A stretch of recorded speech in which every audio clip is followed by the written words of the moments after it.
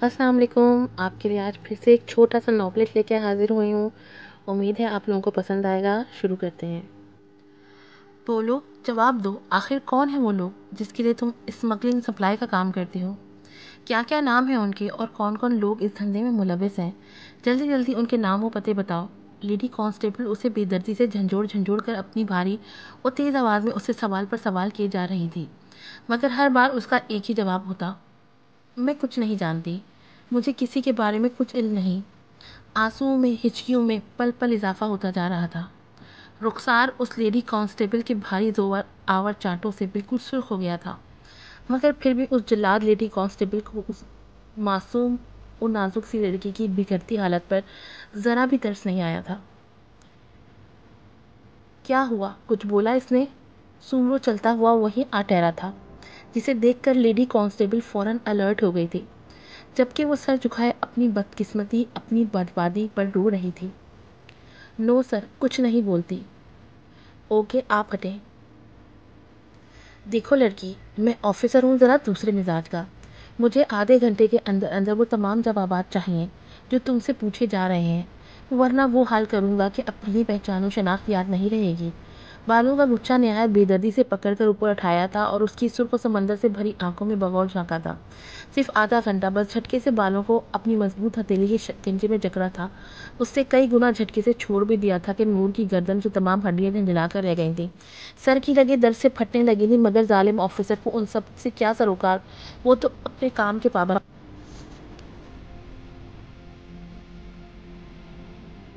کوئی پون گھنٹے بعد سومرو دوبارہ اسی جگہ آیا تھا، مگر اب کہ اس کے ساتھ اس کا دوسرا ساتھی بھی تھا، جو اسی کی طرح انٹیلیجنٹ آفیسر تھا۔ ہاں بھائی، سوچ لیا؟ اب بولو، کون ہیں وہ لوگ جن کے لیے تم یہ اسمگلنگ سپلائی کا کام کرتی ہو؟ کیا کیا نام ہیں ان کے؟ جلدی بولو۔ تشدد کی بھی حد ہو گئی تھی۔ وہی جواب جب دوبارہ دہرایا گیا تو سومرو نے اپنے بھاری انگلیوں کے نشان اس کی رخسار پر ثبت کر دیے تھے۔ ریلیکس یار، یہ کون سا طریقہ ہے؟ تم آرام سے معلوم کرو۔ زوار وہیں کھڑا تھا اور اسے سومرو کا یہ جارحانہ انداز جانے نور کے ساتھ کیوں ناگوار گزرا تھا۔ زوار، تم اس کے معصوم چہرے پہ مت جانا، ایسے معصوم چہروں کے پیچھے نہایت مکروہ و بناونے چہرے چھپے ہوتے ہیں۔ سومرو نے بڑی بری طرح اس کے بھیگے چہرے کو گھورا تھا۔ نور کی برداشت کی حد ہو گئی تھی، ضبط کھو بیٹھی تھی۔ وہ اپنا مضبوط رسیوں میں جکڑا اس کا نازک وجود، دوپٹے سے بے نیاز کپکپاتا سراپا، مر جانے کا مقام تھا اس کے لیے۔ جو لڑکی گھر کی چار دیواری میں بھی خود کو چادر سے ڈھانپے رکھتی ہو، آج وہ دو غیر محرم کے سامنے اس شے سے آزاد تھی۔ وہ بے ہوش ہو گئی تھی۔ اختر، آپ کے آفس میں کوئی لیڈی آئی بیٹھی ہے، دوسری لیڈی کانسٹیبل نے آ کر سومرو کو اطلاع دی تھی۔ یار سومرو، میں نے دنیا دیکھی ہے، لوگوں کو پرکھنے کا ہنر جانتا ہوں، اور میں تجھے اس بات کی گارنٹی دیتا ہوں کہ یہ لڑکی نہایت ہی معصوم و بے قصور ہے۔ یہ تو کس بنیاد پہ کہہ سکتا ہے، جبکہ ہوٹل ولیج میں ہم دونوں نے ہی اسے رنگے ہاتھوں پکڑا ہو سکتا ہے کہ اس نے کسی کے دباؤ میں آ کر کیا ہو، کسی نے یہ سب کرنے کو مجبور کیا ہو۔ اوہ زوار، فارگیٹ اٹ، آج کل کے دور میں کوئی کسی کے لیے مجبور نہیں ہوتا۔ سومرو نے بھرپور انداز میں زوار کی نفی کی تھی۔ دونوں ایک ساتھ آفس روم میں انٹر ہوئے تھے، جہاں ایک اچھی خاصی خوبصورت اور ماڈرن خاتون ان کی منتظر تھی۔ شکل و جسامت کے لحاظ سے وہ کوئی 35 سال کی تو ہوں گی۔ جی محترمہ، فرمائیے، کیا خدمت کر سکتے ہیں آپ کی؟ سومرو اس کے سامنے والی چیئر پہ پراجمان ہوا تھا، جبکہ زوار کی نگاہ اس خاتون پر سوالیہ انداز میں بھی تھی۔ میرا نام بلقیس ہے، صنوبر کی ہمراز دوست۔ دیکھیے محترمہ، جو کہنا ہے کھل کر بیان کیجیے۔ صنوبر نور کی بڑی بہن۔ مسٹر سومرو، نور بے قصور و معصوم ہے، وہ نہیں جانتی کہ اس کی بڑی بہن صنوبر کے ساتھ کیا ہوا۔ نور کو یہاں کراچی دھوکے سے بلایا گیا ہے، اور یہ کام اس کی بہنوئی صنوبر کے شوہر ارشد کا ہے۔ ارشد نے اپنا مفاد حاصل کرنے کے لیے صنوبر کے نہ چاہنے کے باوجود اسے غیر مردوں کے آگے پھینک دیا، تاکہ بڑے سے بڑا ٹینڈر حاصل کر سکے۔ اسمگلنگ اور دوسرے ناجائز کام وہ صنوبر کے ذریعے ہی کراتا تھا۔ وہ بیچاری بھی مجبور تھی، کیونکہ ارشد اسے نور کی دھمکی جو دیتا تھا۔ وہ ملتان میں اپنی ایجوکیشن کمپلیٹ کر رہی تھی۔ کیا کرتی صنوبر، نور کو حفاظت دینے کے لیے خود کو غیر محفوظ کرتی چلی گئی، مگر ایک دن نہ جانے ارشد کو کیا سوجھی کہ اس نے نور کو دھوکے سے یہاں کراچی بلوا لیا۔ نور کی یہاں موجودگی سے صنوبر ناعلم تھی۔ بہت بعد میں نور کی یہاں موجودگی کا جب صنوبر کو پتہ چلا تو وہ اس سے ملنے کی کوشش کرنے لگی کہ ارشد نے اسے کال کوٹری میں قید کر دیا۔ اگر نور پہلی بار اسمگلنگ پلان جیسے کام میں ملوث ہوئی بھی تو ارشد کی بلیک میلنگ کی وجہ سے۔ اس نے صنوبر کو قتل کرنے کی دھمکی دی تھی نور کو، مگر سومرو نور نہایت ہی معصوم ہے، زمانے کی چالاکیوں کو نہیں سمجھتی، ہاسٹل میں رہی ہے نا، صرف وہاں کی دنیا سے واقف ہے۔ اینی ویز یہ رہے ارشد کے گناہوں کے ثبوت۔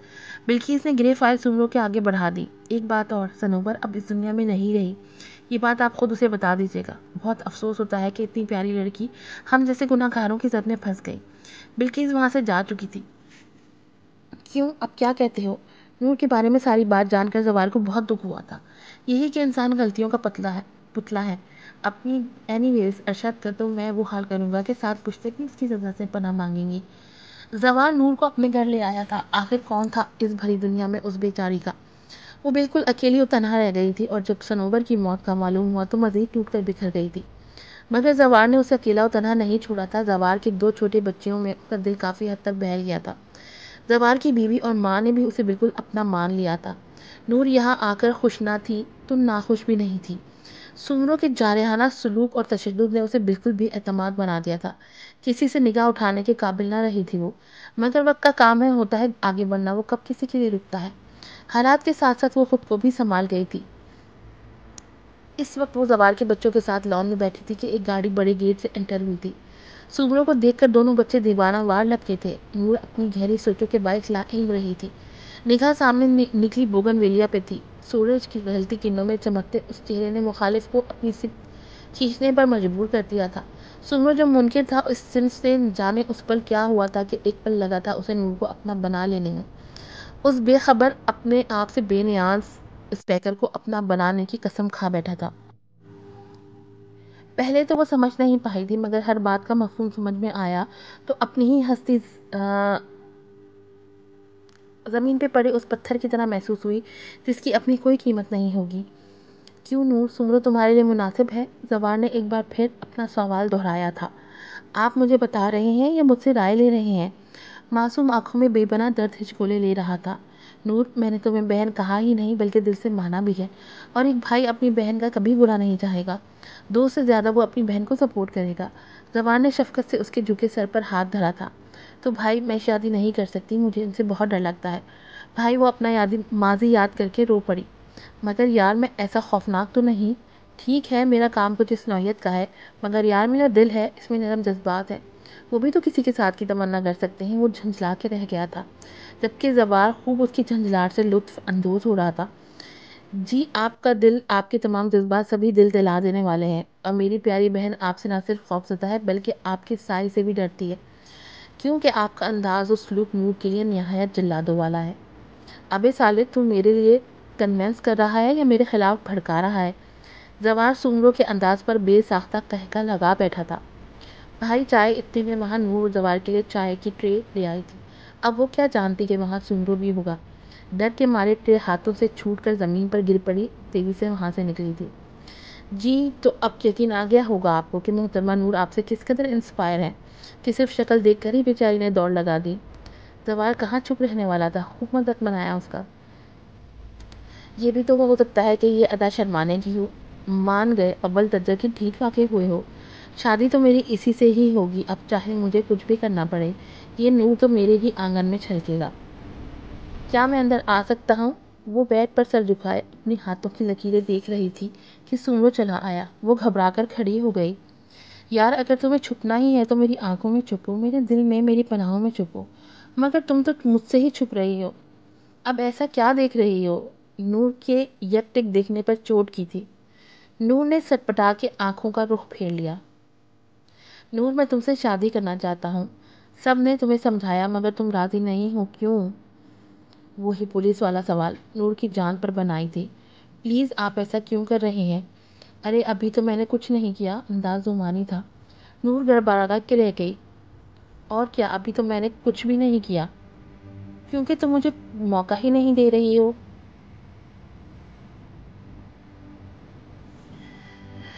وہ جو اندر ہی اندر تھر تھرا رہی تھی، ڈر رہی تھی، ایک دم چہرہ ہاتھوں میں ڈھانپے رو پڑی تھی۔